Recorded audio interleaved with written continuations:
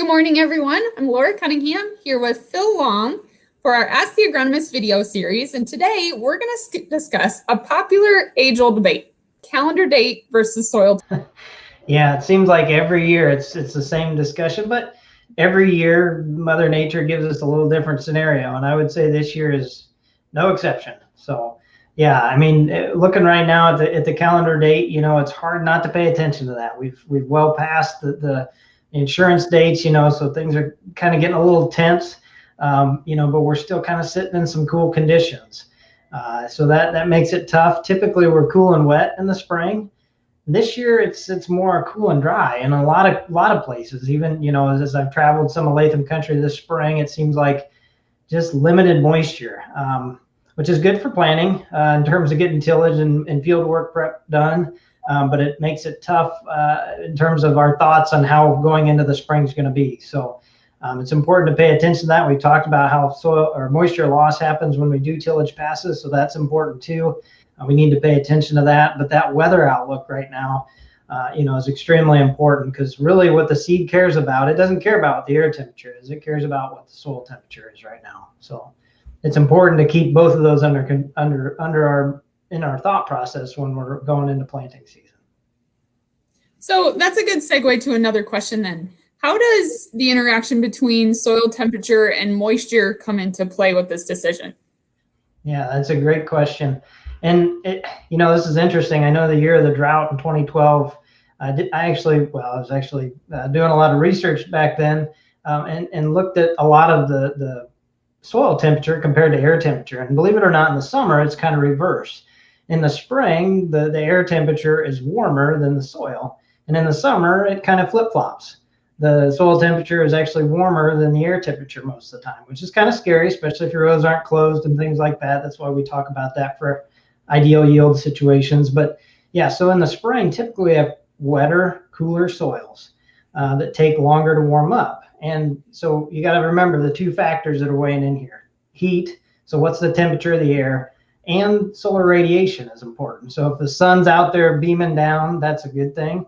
And both of those go to warm up the soil and dry up the soil. So those two things have to happen at the same time. So if we have wet soil, it's going to be cool, because that sun and heat has to dry it out first before it can warm it up.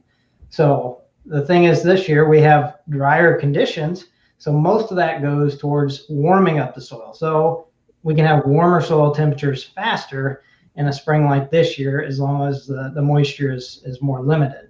So not necessarily an ideal situation. We like having the moisture, and we're going to need that later on, and protect that as much as we can. But one good thing is we can see temperatures warm up when we're in cooler cycles like this faster.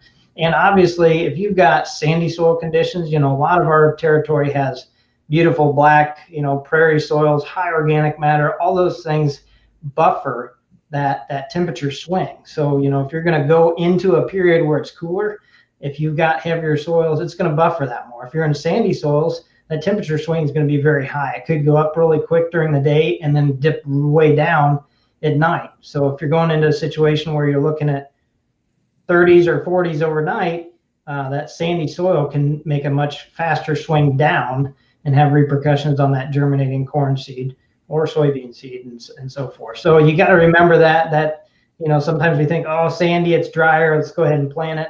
Just remember, it can get you into trouble a little quicker in the sandy soil, because it fluctuates a lot more. So you've talked before about a critical window for germination. When it comes right down to it, what is that window, and what are some things that we need to think about as far as germination goes?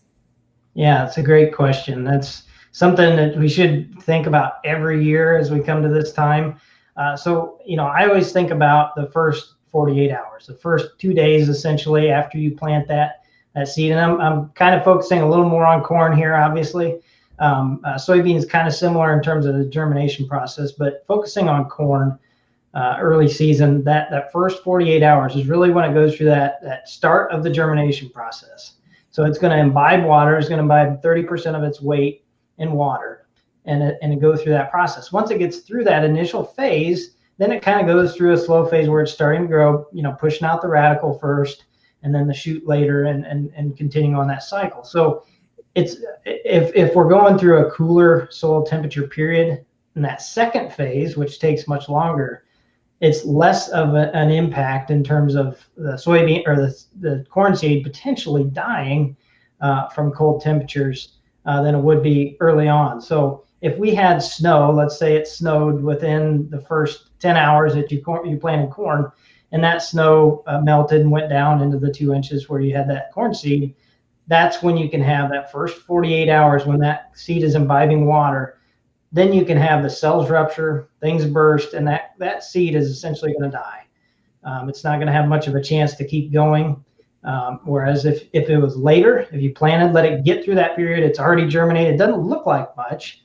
If you dig it up, it's going to look like nothing happened, but it's already imbibed water. Actually, that process happens in about 30 minutes. It'll imbibe its weight in water really quickly, and then move through that process over that 2-day stretch. So just remember, it's really important, once it gets past that 2 days and past that initial phase, then if you have cooler temperatures, it may still cause damage, as we've all seen, unfurling underground, growing down.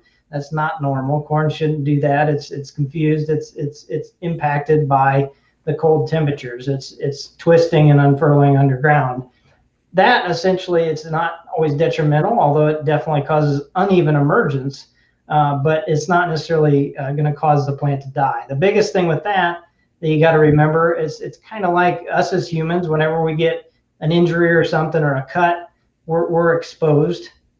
So infection can get in and so forth, things like that. So a corn plant's a lot the same. As it's growing slow, if something breaks or twists or bursts in the cells, then those pathogens have an avenue straight into the plant. All the ones that we talk about early season.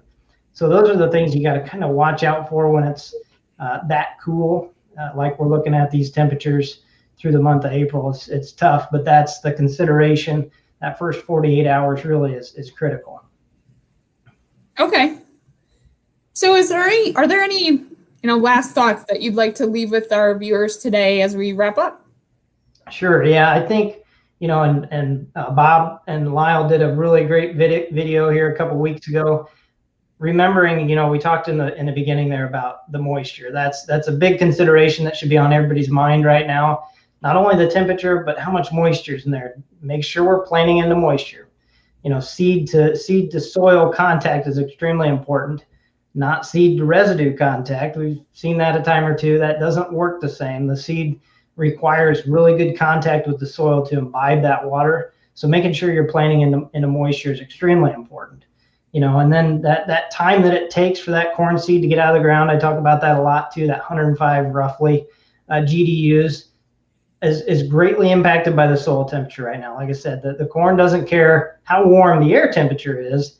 It cares more about what's going on in its area down there where it's trying to germinate and grow. So, these decisions really add up to a minimum, in my opinion, of about 10 bushel an acre. So that's 5%. So if we see some unfurling underground, but still see a good stand establishment and delayed emergence on a few plants, that's about where you're going to lose about 5%. So, it doesn't seem huge, but if you add it up over a lot of acres, that 5% can mean a lot in a year where you never know what's going to happen. We want to start on the best foot possible. So, yeah, in my mind, I guess it takes a lot of consideration. We always talk about how many decisions farmers have to make each year. This one is really important for the rest of the season. Absolutely. Well, thank you, Phil, for those tips today. And thanks to the viewers for tuning in. If you have more questions about this topic or other planning topics, visit lathamseeds.com, go to the field position tab. There's several articles posted from all of our agronomists on staff here at Latham. And again, tune in next week. We'll have another question and another topic on our Ask the Agronomist series. Thanks.